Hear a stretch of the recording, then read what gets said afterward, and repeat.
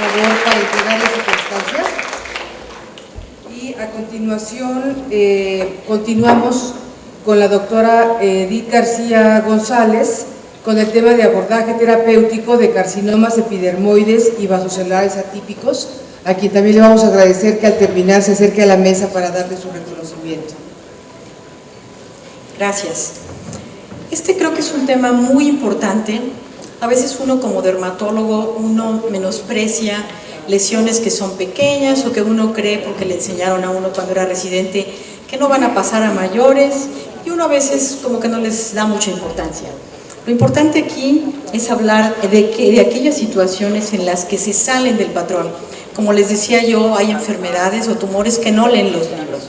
De ahí la importancia de estar al pendiente en ciertos parámetros.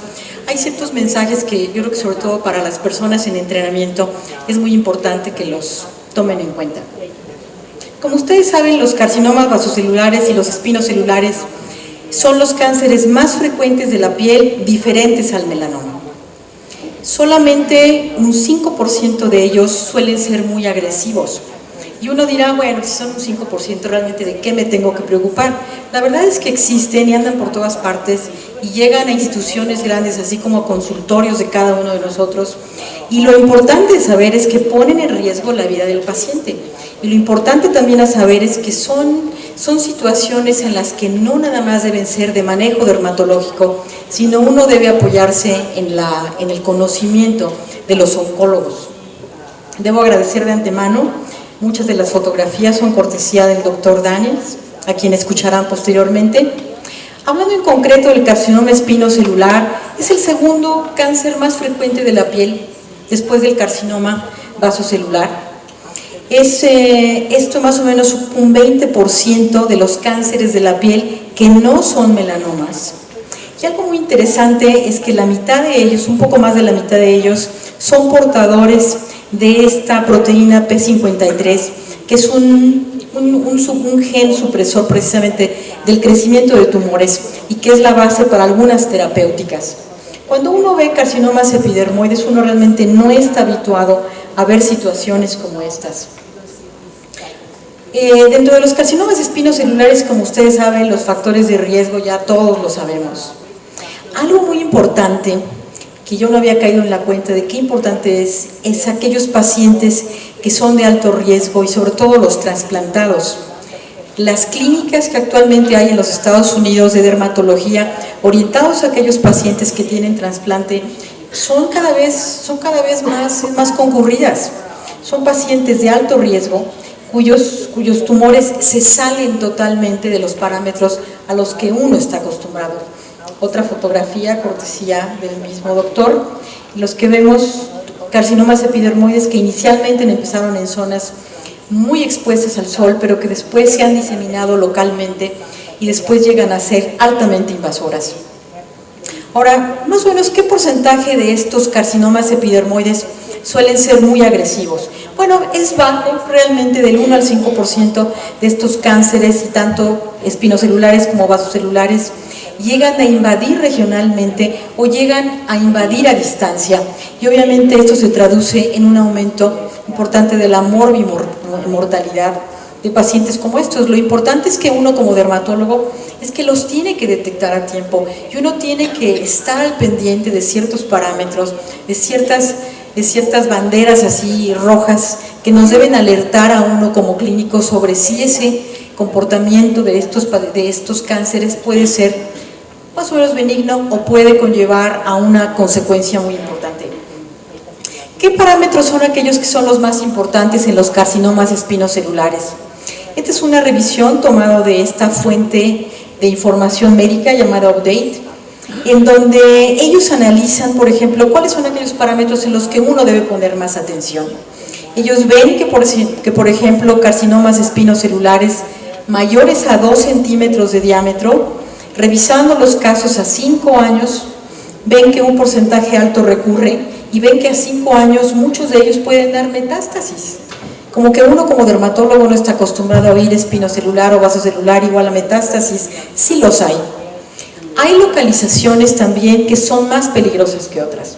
Definitivamente la oreja y el labio son muy importantes Y para sorpresa de todo el mundo, la presencia en genitales es altamente indicador de mal pronóstico. Vean ustedes que, creo que se acabó la pila aquí, vean ustedes que más o menos de un 20 a un 60% a 5 años pueden dar metástasis.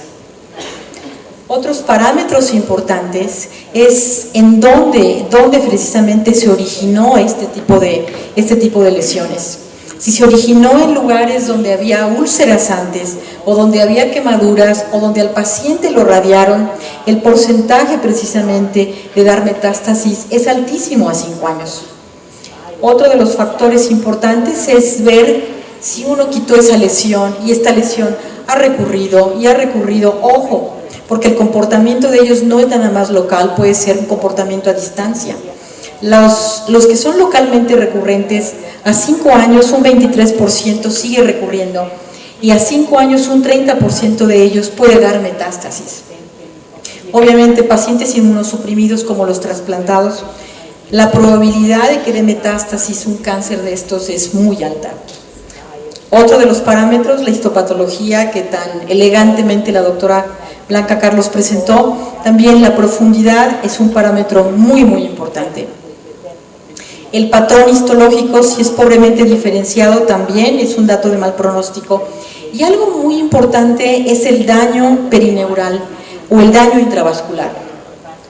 Uno como dermatólogo no nada más debe leer el reporte del diagnóstico del histopatólogo, debe uno leer el reporte y uno preguntarle al patólogo si efectivamente ve datos de alarma como estos. Si uno ve datos de alarma como estos, cuidado, las posibilidades de que estos carcinomas den lesiones a distancia son muy altas, desafortunadamente. Este otro ejemplo, también cortesía del doctor Daniels, un paciente que llegó por una lesión prácticamente, que fue consultado por un dermatólogo, un carcinoma epidermoide en esta localización, la cual después obviamente llegó a manos del oncólogo por la capacidad tan agresiva de invasión, no nada más local, sino a distancia, y después en una resonancia magnética, aquí ven ustedes los globos oculares, y esta flecha indica la invasión directa, desafortunadamente, al nervio óptico de un carcinoma espinocelular que inicialmente podía haber sido manejado localmente, pero que se sale precisamente de los parámetros habituales y, ojo, puede dar invasiones a distancia. Ya habíamos hablado precisamente del tamaño, de las localizaciones, las altas probabilidades que un carcinoma epidermoide de determinado tamaño, más allá de 2 centímetros, puede dar una alta probabilidad precisamente de lesiones a distancia. En pocas palabras, si uno ve este algoritmo de los carcinomas espinocelulares, uno se debe preguntar qué tamaño tiene, no tanto clínicamente, sino histopatológicamente. Por otra parte, uno debe preguntarse dónde está la localización. Si por ejemplo es en cabeza y cuello, cuidado si están en lesiones muy cercanas a donde está, por ejemplo, las terminales nerviosas del trigémino. Son definitivamente eso, junto con los datos histopatológicos de invasión neural, son los datos de riesgo más altos. Carcinomas como estos pueden dar daño directamente al hueso por invasión local, al cartílago por invasión local o al músculo por invasión local, o bien dar daños a otros lugares como hígado, como pulmón, como cerebro, obviamente factores de riesgo. Y algo muy interesante, esto de las metástasis transitorias, es un concepto interesante. Y uno como dermatólogo a veces no está acostumbrado a palpar ganglios y es algo que uno debe hacer. Los oncólogos siempre lo hacen y por eso tienen mejores resultados en cuanto a la exploración clínica. Uno debe revisar, sobre todo si están este tipo de cánceres en cabeza, revisar ganglios linfáticos. Si uno ve ganglios linfáticos o uno palpa ganglios linfáticos cercanos de ellos, cuidado, hay que biopsiarlos. Si uno ve pápulas o nódulos cercanos a la lesión, hay que biopsiarlos. Si uno ve, por ejemplo, que en esta biopsia realmente hay invasión, obviamente el paciente necesita ser visto por un oncólogo y necesita otros estudios de gabinete tan importantes como la resonancia magnética. Otro ejemplo aquí, precisamente visto en el hospital, donde estamos, donde vemos lesiones iniciales de este paciente y vemos unos nódulos que realmente gritan que son consecuencia del primero, pero estos son lesiones que son metástasis transitorias. Esto es muy obvio, pero hay situaciones en las que no llegan a ser tan obvias y uno tiene que, como clínico, revisar al paciente completamente, preguntarle si tiene otros síntomas, por ejemplo, tan sencillos como si ya ha tenido tos crónica, si el paciente tiene dolores de cabeza muy frecuentes que no se quitan. Esto puede hablar de invasión a otros órganos. Y obviamente, el análisis histopatológico, definitivamente uno tiene que estar de la mano con muy buenos dermatopatólogos que le hablen precisamente de invasión neural o de invasión vascular, que son datos de alarma. Con respecto a a qué otros órganos los espinos celulares llegan a invadir: pulmón, hígado, cerebro y hueso por invasión local. Y como les decía yo, en cabeza y cuello, cuidado. Si están cercanos a terminales como del nervio facial o el trigémino, son definitivamente los más afectados y son los más peligrosos. Hablando de la otra parte de la plática sobre los carcinomas vasocelulares, uno realmente como dermatólogo está acostumbrado a ejemplos como estos, de lesiones únicas, de gente que se ha expuesto al sol, y uno a veces los menosprecia y dice, no, es un vasocelular, vamos a quitárselo, etcétera, etcétera. A lo que uno no está acostumbrado es a esto. Esto, para mi sorpresa, es un carcinoma vasocelular. Solamente el 5% de los vasocelulares son de alto riesgo. Y uno puede decir, son muy poquitos, a mí no me va a tocar. Cuidado, sí pueden tocar. Y esto a veces puede confundirse, puede confundirse con otro tipo de patologías. Obviamente la histopatología es importantísima. Esto obviamente debe ser manejado junto con un oncólogo por el riesgo de invasión local y el riesgo de metástasis. Otro ejemplo muy importante sobre la invasión local, por ejemplo, de los vasocelulares, son aquellos que se encuentran cerca de terminales como del facial y del trigémino, igual que los espinos celulares, y dan consecuencias terribles como parálisis facial, pérdida del globo ocular. Entonces, definitivamente y sin duda, obviamente, afecciones auditivas, y esto obviamente aparte de cirugía necesita tratamiento con radioterapia o inclusive tratamientos oncológicos que ya en detalle otros ponentes van a hablar. ¿Qué porcentaje de los vasocelulares son metastásicos? Realmente muy poco. Realmente, si ustedes ven los números, 0.05, 0.1% es muy poco, pero uno debe conocer que existe esto. Los más frecuentes son aquellos que son de tamaño grande y que tienen una larga evolución. Uno ha visto pacientes, sobre todo que en la espalda, son lesiones que tienen mucho tiempo, personas mayores que ni siquiera se atienden. Bueno, cuidado, esos son los que pueden dar invasión local o pueden dar daño directamente a ganglios linfáticos regionales o a pulmón, a hueso o a hígado. Siempre la palpación de la región es muy importante, aparte de la palpación de los ganglios linfáticos periféricos, que nos pueden dar un dato más que habla de los factores de riesgo de estos pacientes. Otra vez el mismo ejemplo, un paciente que tenía una úlcera junto con otras de larga evolución, era un surfista y realmente él fue encontrado en la playa por uno de los salvavidas, porque esta lesión sangraba y sangraba y sangraba, y el señor sorprendentemente no se la atendía. Fue entonces cuando llegó allá al hospital. Efectivamente, junto con estudios de gabinete se puede ver claramente la gran destrucción que hay ósea, aparte de otras lesiones que tiene a distancia en pulmón. Estos pacientes obviamente requieren un tratamiento oncológico muy importante. Ya hay, en base a marcadores genéticos, tratamientos dirigidos a este tipo de patologías. En pocas palabras, entonces, para que uno no descarte la posibilidad de que un vasocelular pueda ser agresivo, revisen el tamaño de la lesión, vean qué tiempo de evolución tiene, vean dónde están localizados, pregunten si el paciente está inmunosuprimido o no, si el paciente tiene daño sistémico y obviamente si existe daño neural o invasión histopatológica a nivel de los vasos sanguíneos. La moraleja aquí es nunca subestimar una lesión pequeña. Las lesiones grandes empezaron siendo pequeñas. Gracias. Gracias, muchas gracias. Si quiere pasar. Gracias. continuación está el doctor Fernando de la Barrera Becerril con el tema de terapéutica de melanoma, aspectos actuales. Buenos días, muchas gracias a la academia y en especial a la doctora Rosalba Benuto por su amable invitación.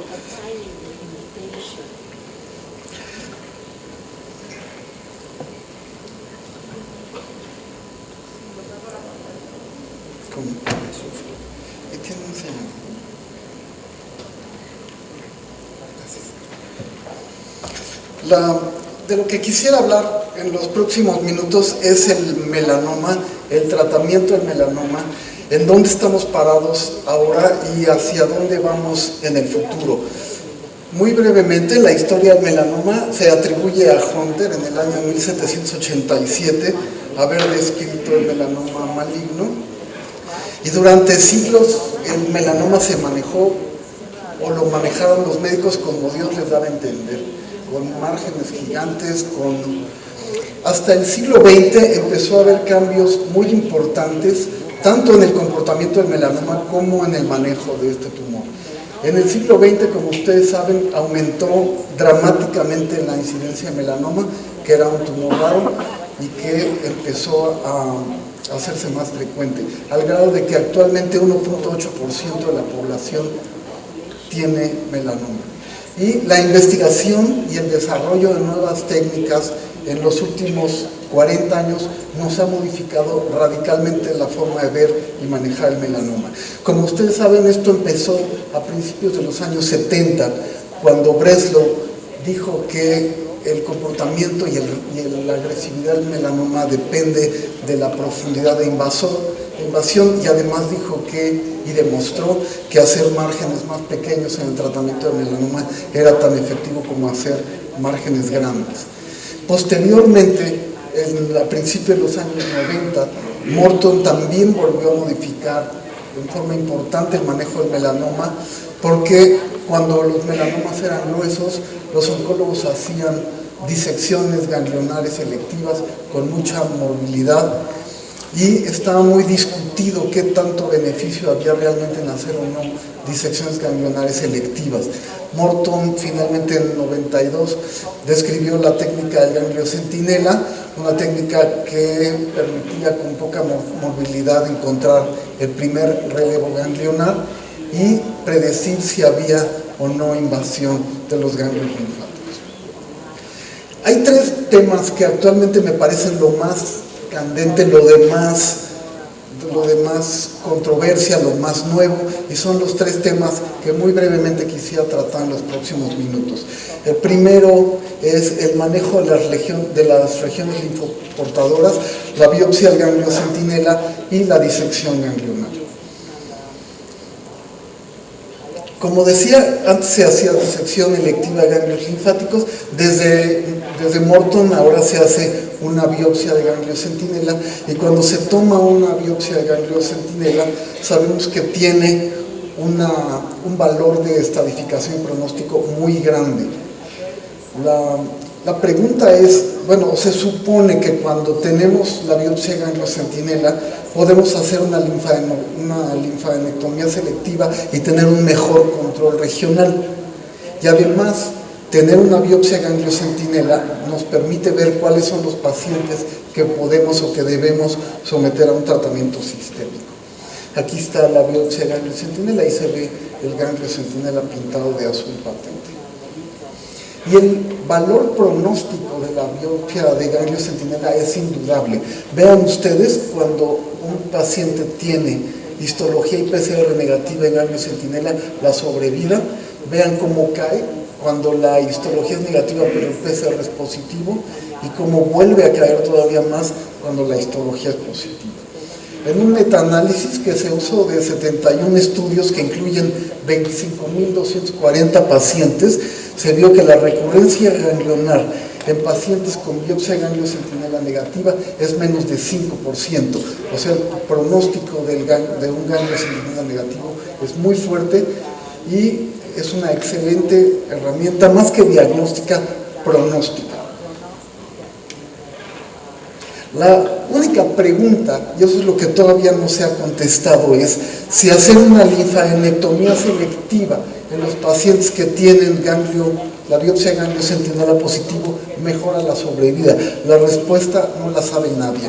Eso es algo que no se sabe y actualmente se están haciendo muchos estudios, hay 3 estudios en evolución para tratar de contestar a esto.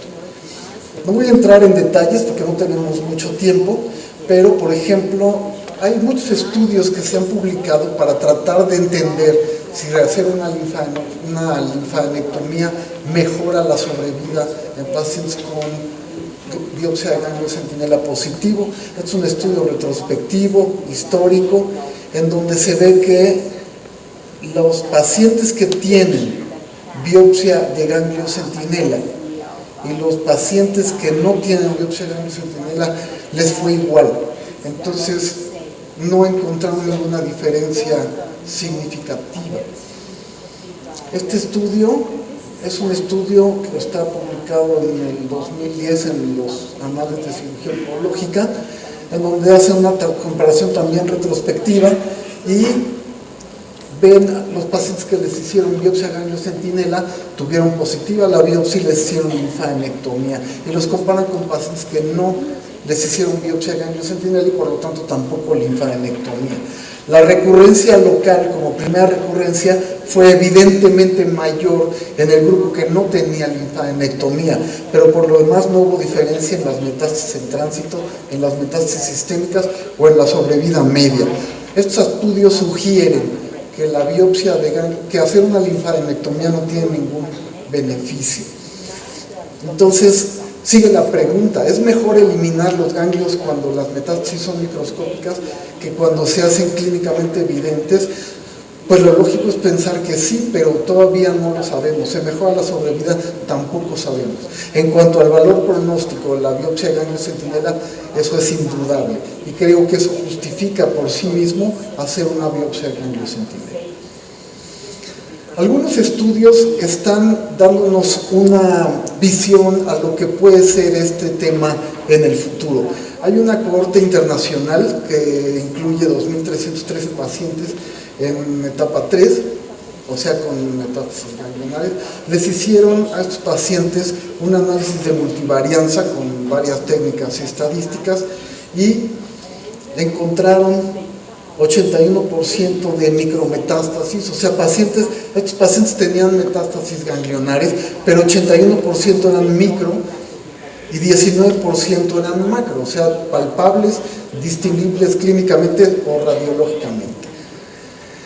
Analizaron los dos grupos y vieron que la sobrevida a 5 años en el grupo micro fue de 67% y en el grupo macro de 43%. Nos sorprende, obviamente.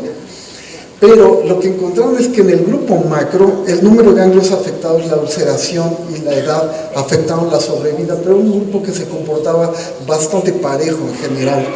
Y en cambio en el grupo micro hubo una enorme heterogeneidad.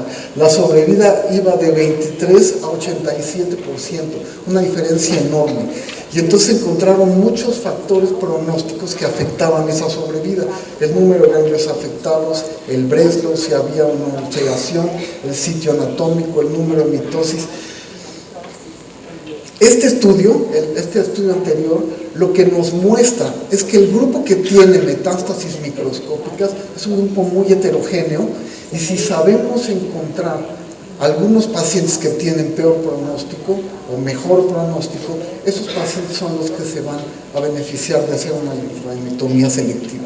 Y este es otro estudio que está publicado también en el año 2010, en donde analizan la sobrevida después de una biopsia de ganglio centinela en 381 pacientes, tienen un seguimiento medio de 35 meses, pero ellos hacen una división en la cantidad de metástasis microscópica que tiene el ganglio centinela y ven que cuando los pacientes tienen lo que ellos llaman macrometástasis, más de 2 milímetros de volumen de metástasis, la sobrevida es de 53%. Cuando tienen micrometástasis, que es en este rango, aumenta a 64%, y cuando tienen lo que ellos llaman submicrometástasis, que son de menos de 0.2 milímetros, la sobrevida es de 100%. Estos son datos que nos muestran que los pacientes que tienen metástasis microscópicas en los ganglios pueden tener una sobrevida muy variable, y de esto es de lo que va a depender el manejo de las regiones linfoportadas.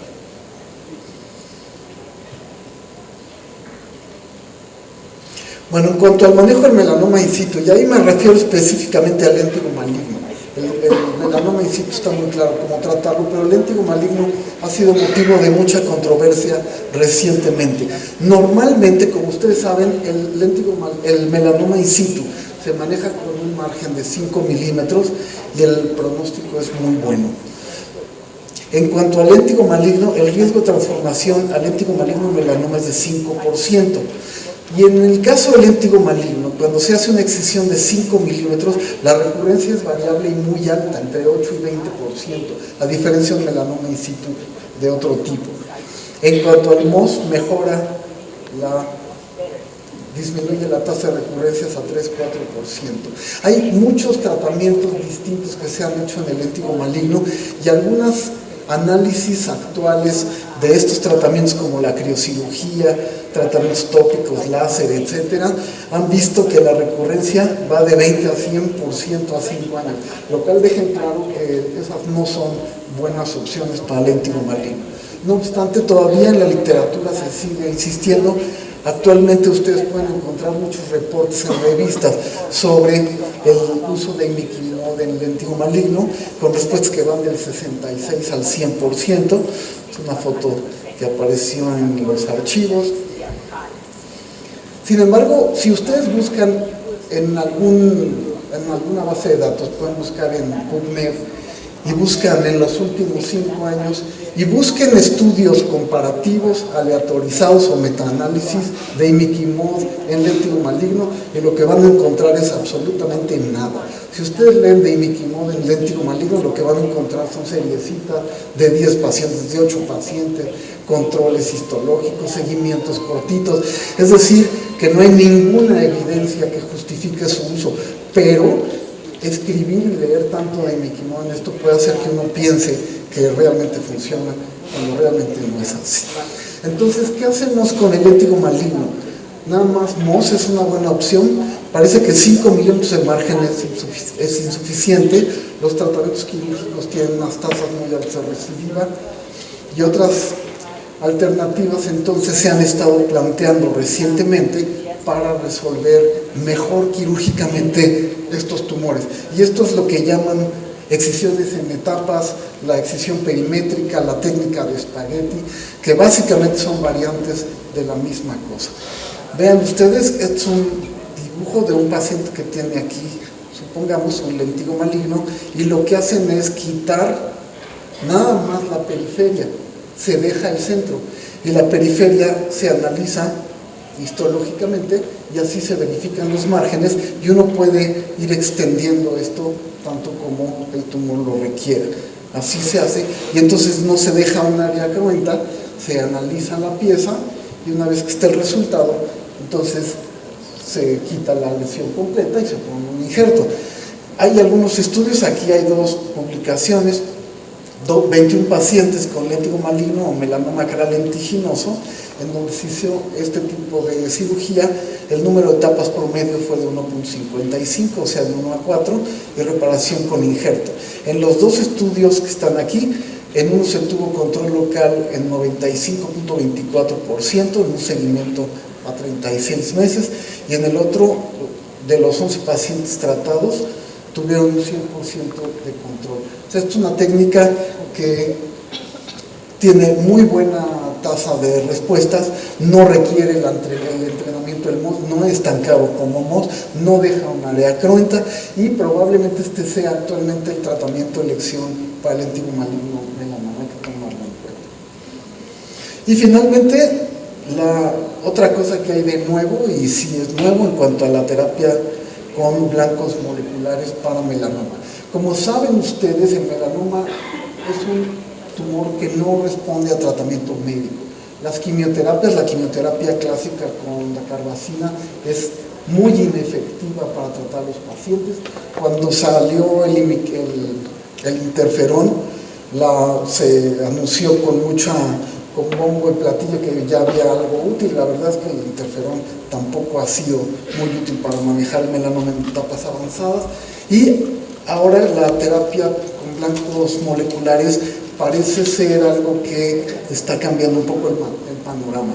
Ustedes recordarán desde hace unos años el imatinib para el manejo de dermatofibrosarcoma protuberans, un medicamento que se usa para leucemia y donde hay la misma translocación, y hay reportes de casos aislados con dermatofibrosarcoma protuberans que les dan imatinib y hay respuesta completa en 50% de los pacientes. Vean ustedes los resultados impresionantes de imatinib en un paciente con dermatofibrosarcoma protuberans.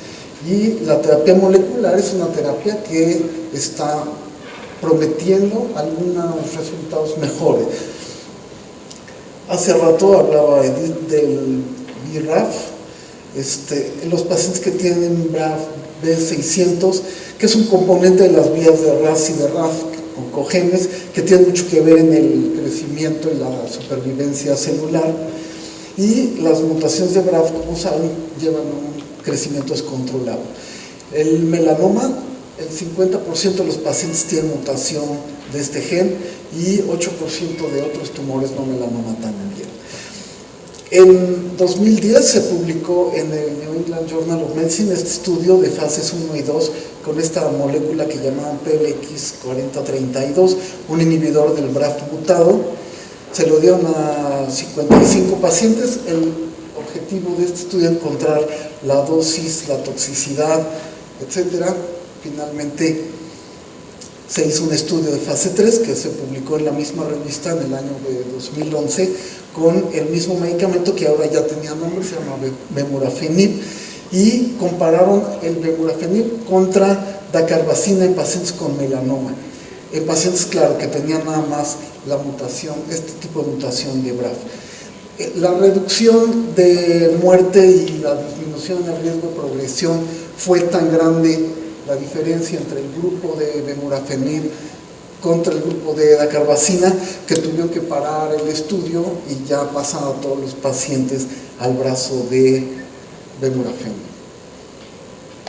Ahora el Vemurafenib ya está comercializado. A mí no me pagan por hacer publicidad, pero creo que este es un parteaguas que puede ser importante. Todavía tenemos que conocer más este medicamento antes de saber cuál es su lugar y su efecto real, pero esto es una cosa muy novedosa que parece que puede mejorar a los pacientes que tienen melanoma avanzado. Y no es el único, hay una bola de medicamentos nuevos, ipilimumab, que actúa sobre genes que tienen influencia en la respuesta inmune, y una bola de moléculas impronunciables que pueden tener efectos en diferentes cosas, integrina, angiogénesis, linfangiogénesis, etc. Hay un nuevo panorama en cuanto al desarrollo de moléculas que pueden tal vez mejorar la sobrevida de estos pacientes. Entonces, creo que todos estos cambios que están ocurriendo, lo que empezó en los años 70 con Breslow y todo lo que está pasando ahora, nos está poniendo en una situación mucho más clara de cómo tratar los melanomas. Si ahora tenemos claro cómo tratar los melanomas tempranos, también estamos aprendiendo mucho mejor cómo tratar los avanzados, y espero que en unos años tengamos un manejo mucho más racional, mucho más inteligente y para mayor beneficio de los pacientes que tienen este tumor. Muchas gracias. Muchas gracias, Fernando. Te recuerdo si puedes pasar. Gracias. Y a continuación está la doctora María Teresa Vega González con el tema de terapéutica del melanoma en México.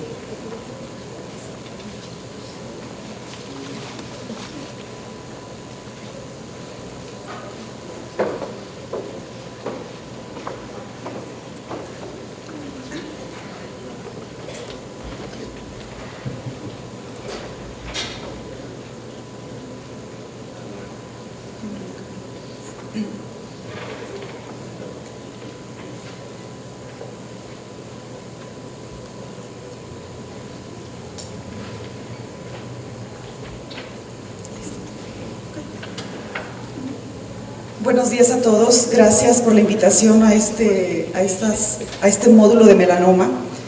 A mí me tocó hablar sobre el tratamiento del melanoma en México. Específicamente me voy a orientar hacia cómo se maneja el melanoma en el Instituto Nacional de Cancerología en México, para que veamos que no hay gran diferencia cómo se trata el melanoma en México y a comparación con otros países en el mundo.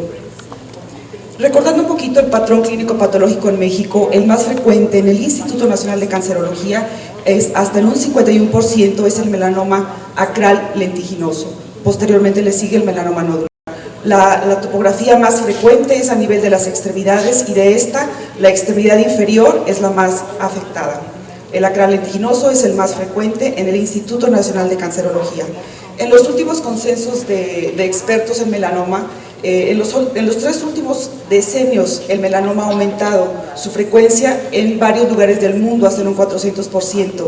En México, en el Instituto Nacional de Cancerología, en la clínica de melanoma, hemos tenido hasta un 500% de aumento en la frecuencia de melanoma maligno. La diferencia a cómo llegan los pacientes en la clínica de melanoma del instituto, a cómo llegan en Estados Unidos, en etapas muy tempranas, que son estadios 1, 2, hasta en un 85%, en el Instituto Nacional de Cancerología vemos los pacientes que llegan en etapas muy tardías, en etapas clínicas 3, 4, desde un 68% y en etapas 4, 43 hasta un 25%. ¿Qué manejo se le da al tratamiento al paciente con melanoma en el instituto? Primero lo que tenemos que hacer es una biopsia diagnóstica. Debe ser una biopsia con espesor total, prohibido rasurar una biopsia en una lesión que nosotros pensamos que se trate de melanoma maligno. Si es excisional, debe seguir el eje de la extremidad afectada. Por ejemplo, aquí tenemos unas muestras de cómo debemos realizar la biopsia. Si es una biopsia incisional, cuando una lesión es muy grande, lo que tenemos que hacer es atravesar la lesión o hacer la biopsia de la lesión más pigmentada o la zona más pigmentada o la zona con regresión. Si únicamente queremos hacer el diagnóstico de melanoma, podemos hacer una biopsia excisional pero marginal únicamente, porque nada más queremos el diagnóstico, no vamos a hacer ningún tratamiento ahorita. Cuando hay una lesión muy grande, podemos atravesar la lesión y obtener una muestra adecuada. En la biopsia incisional, en la zona más grande, la más pigmentada, o en las zonas de regresión o sin pigmento. La biopsia excisional, en el caso del melanoma, se hacen lesiones pequeñas y únicamente marginales. Como les mencionaba, únicamente tenemos que hacer la biopsia en como va el eje de la extremidad, porque con fines reconstructivos posteriores y con fines de no lastimar el drenaje linfático en estos pacientes.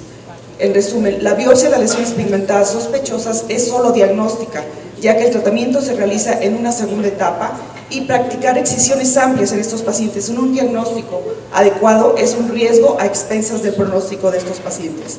Es fundamental enviar el tejido a un patólogo experto en lesiones pigmentadas que nos va a reportar según los criterios de la AJCC. ¿Qué es lo que se tiene que reportar en una lesión primaria? Primero, el patrón de crecimiento, el Breslow, CLAR, si es posible, presencia de ulceración, localización anatómica de la lesión, datos de regresión, lesiones satélites o en tránsito, márgenes y lecho de resección y el infiltrado linfocitario.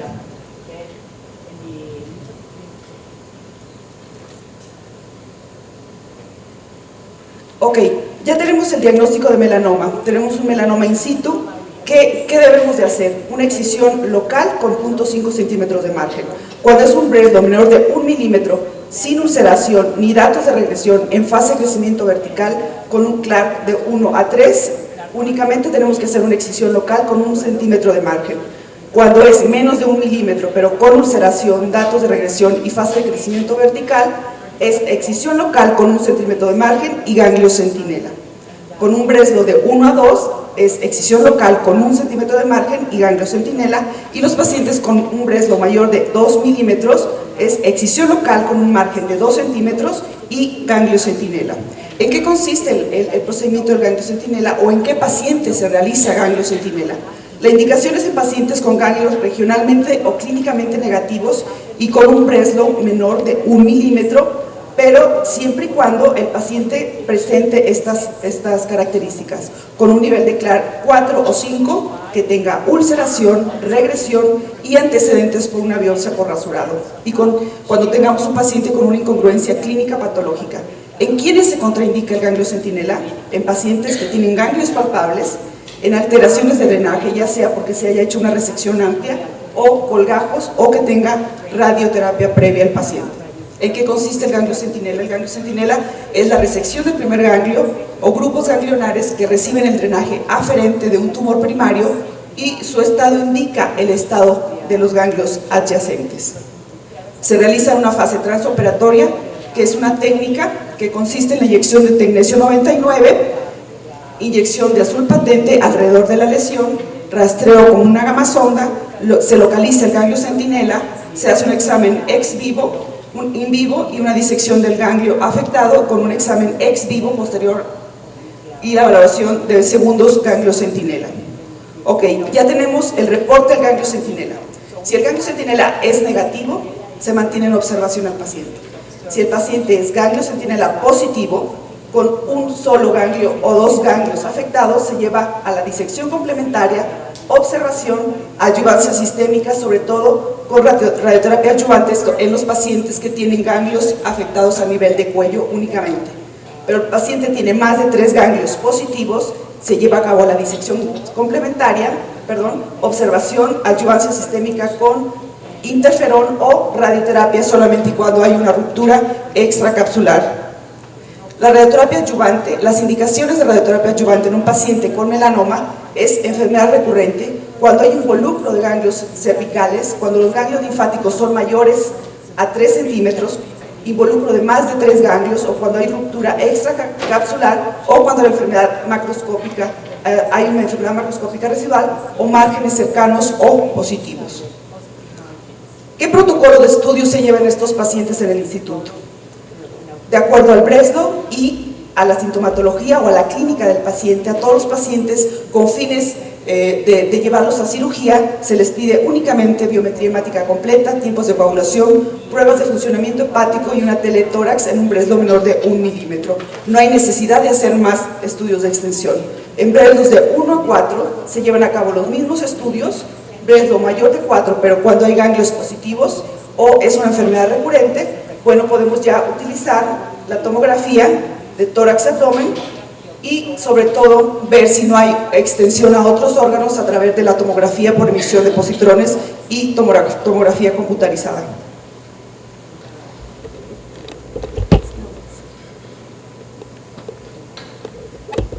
Ok, ya tenemos el Breslow, ya tenemos la afección ganglionar. Ahora los pacientes se estadifican de acuerdo a la escala TNM, que es la escala de acuerdo a cómo está el tumor con Breslow, si está ulcerado o no está ulcerado.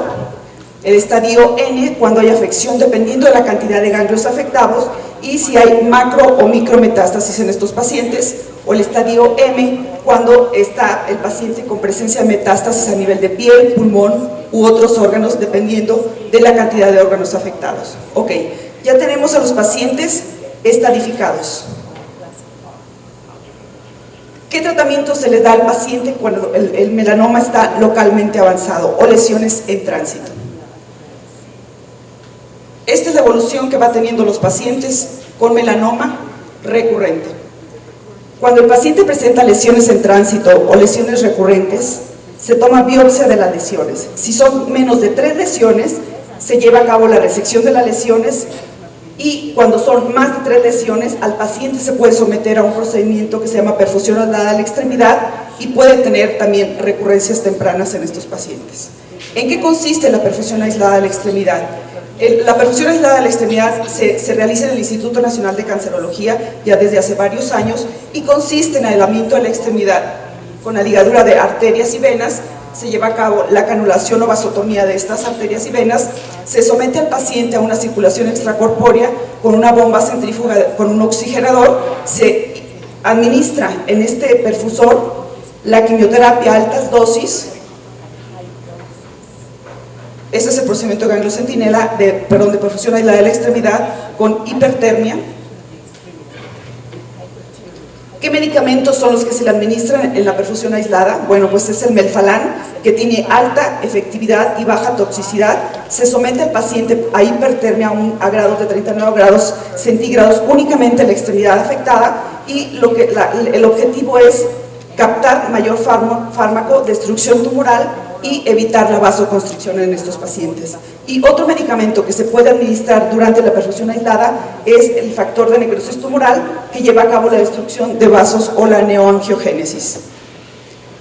¿Qué efectos tiene la perfusión aislada de la extremidad en los pacientes? Se ha visto respuestas hasta en 3 meses en pacientes con una respuesta completa hasta del 26% cuando se administra Melphalan y factor de necrosis tumoral, y una respuesta completa cuando se administra únicamente Melphalan hasta en un 25%.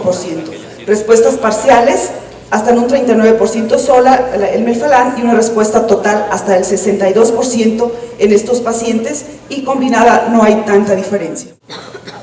¿Y cuál es el manejo de las lesiones metastásicas en los pacientes cuando presentan lesiones metastásicas a nivel cutáneo o a distancia? Bueno, si son aisladas, se lleva a cabo la resección quirúrgica. Si son diseminadas, se lleva a cabo a quimioterapia sistémica, ya sea con DTIC o con inmunoterapia o temozolomida. Cuando hay metástasis pulmonares, si son aisladas, se lleva a cabo la resección quirúrgica, pero si son diseminadas, el mismo esquema de quimioterapia. Cuando hay metástasis viscerales, se lleva a cabo la resección quirúrgica cuando son únicas, y cuando hay diseminadas, se lleva a cabo a la quimioterapia sistémica con DTIC, inmunoterapia, ya sea interferón o temozolomida. Y cuando hay metástasis a nivel del sistema nervioso central, se lleva a cabo la resección quirúrgica de la lesión, y al paciente se somete a un protocolo de temozolomida, y la vigilancia en estos pacientes es vigilancia mensual. Ya vimos todos los tratamientos que se pueden o que puede tener un paciente, opciones de tratamiento que son múltiples. En cuanto a la quimioterapia, en el instituto también se dan estos esquemas de tratamiento como se da en Europa, y actualmente en el instituto se están llevando a cabo 2 protocolos de estudio con Vemurafenib y con Ipilimumab. ¿En qué pacientes se da quimioterapia sistémica? En estadios avanzados, en pacientes con melanoma metastásico en estadios avanzados, se pueden dar combinaciones de estas quimioterapias, y la respuesta parcial es de un 27 a un 64% y completa va hasta de 21%. ¿Qué inmunoterapia es lo que se da? Bueno, se puede dar interferón alfa 2B pegilado, que es efectivo sobre todo en pacientes con evidencia en micrometástasis, pero no para ganglios macroscópicos, y la misma observación se realiza en los pacientes que se le administra interferón alfa a dosis convencionales. En cuanto a la terapia molecular, si sabemos que los pacientes que presentan incluso nevos benignos y la evolución hasta un melanoma metastásico va a presentar mutación a nivel del gen BRAF, las terapias biológicas actualmente utilizadas son más efectivas. ¿Por qué? Porque van dirigidas al blanco molecular que está afectado.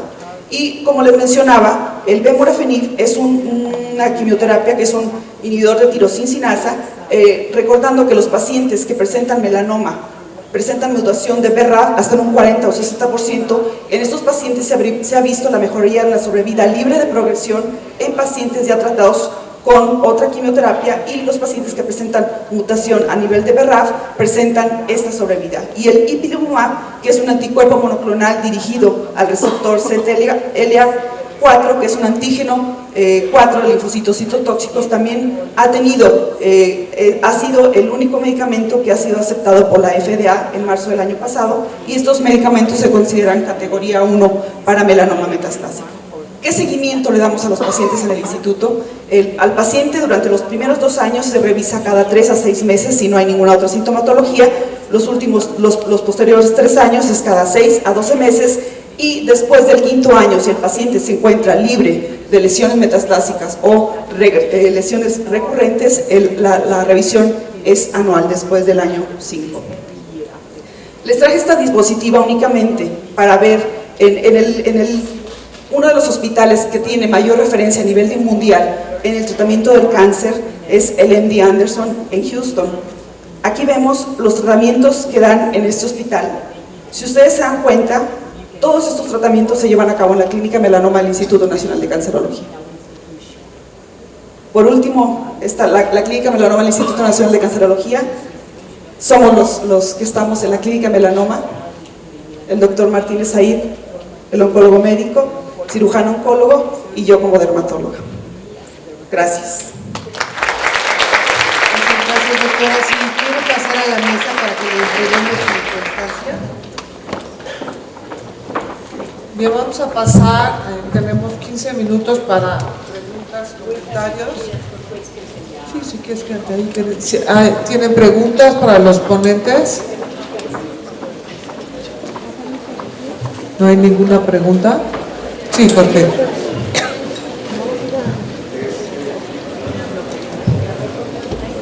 Es muy interesante todo este simposio. Yo quería preguntarle ya sea a Edith o a Fernando, sabemos que usted está realizado de ganglios para melanoma, pero para carcinoma externo celular, ¿cuáles serían las indicaciones qué tipos de carcinomas o dos tipos celulares que estaría indicado? Y a la doctora Vega, me llama la atención que en el instituto sigue siendo el melanoma acral epiginoso el más frecuente en nuestra institución, y creo que en gran parte de las instituciones del país ahora ha brincado y es el melanoma nodular. Hace muchos años sí veíamos mucho el acral epiginoso, pero será que ustedes ya más avanzados o algo, pero sí me llama mucho la atención esa edad, y en nosotros, en primer lugar está el acral, el nodular, luego el superficial, y en tercer lugar está el acral epiginoso.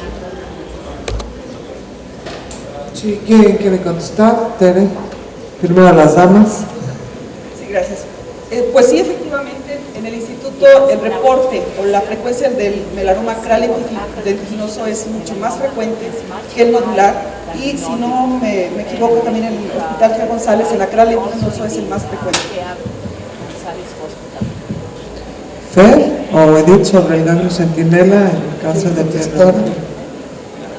Sí, lo que se hace en la universidad es, si por ejemplo alguno de los espinos celulares invaden regionalmente, sobre todo los de cabeza y cuello, sí se hace ganglio centinela, pero solamente si tienen invasión local linfática o si tienen invasión neural, que potencialmente van a dar invasión linfática posteriormente.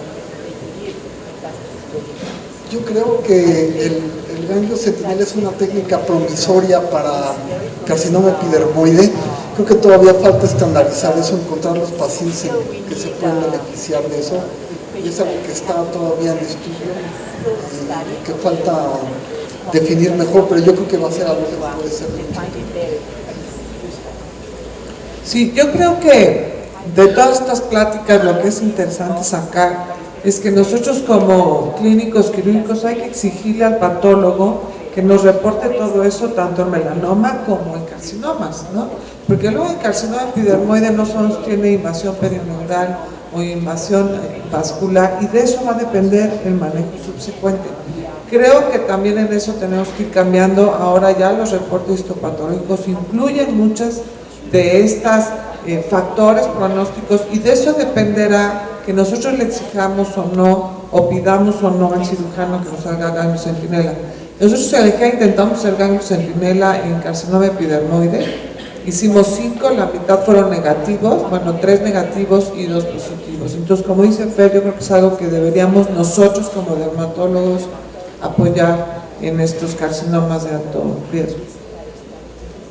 Sí. Yo quisiera felicitar a la doctora Carlos por su exposición y preguntar si tiene a la vista algún curso de dermatología. Gracias, pero pues el anuncio, el curso es del 13 al 16 de octubre, antes de irnos a las jornadas de Manzanillo. Viene el profesor Karatigler de Alemania. Muchas gracias. Perdón por la interrupción. Yo tendría una pregunta para los tres. El Vismodegib para el carcinoma vasocelular avanzado, en las instituciones donde ustedes han tenido oportunidad de estar, ¿lo están utilizando? ¿Ya se usa? ¿Han tenido resultados? Bueno, en el Instituto Nacional de Cáncer el tratamiento o el estándar de oro es un hospital quirúrgico en la gran mayoría de los casos. No se ha utilizado este medicamento aún para vasocelulares. Y un comentario sobre el carcinoma epidermoide. Los pacientes que tienen carcinoma epidermoide y con probable afectación ganglionar, lo primero que se hace es el diagnóstico por medio de una biopsia por aspirado con aguja fina de la lesión o del ganglio que puede estar afectado. Si la lesión sale positiva, se hace la disección ganglionar. Sí, Rosy Gutiérrez, luego Blanca. Creo que el Dismodegib para vasocelulares solamente para aquellos casos muy casos avanzados, inoperables o problemas pigmentosos, y el costo es de $7,500 por mes. Todavía no creo, a menos de que las instituciones lo tengan dentro de su cuadro básico. Está prometedor, realmente hay casos que sí son difíciles, raros los casos de metástasis, pero podemos llegar a tenerlos y parece ser que esa va a ser la única indicación. Blanca. Gracias. Con respecto a la pregunta del doctor Portocampo, también en la raza Jorge lo más frecuente es el melanoma cranioliginoso. Muy por abajito, pero muy cerca está el nodular. Lo que pasa es que creo yo que aquí una falla son por los patólogos que nos indican que solamente el melanoma nodular es la mera bola. Y no es así, muchos melanomas sacrales lentiginosos son nodulares. Entonces considero el crecimiento vertical y radial. ¿Alguien más? Bien, pues si no es así, muchísimas gracias.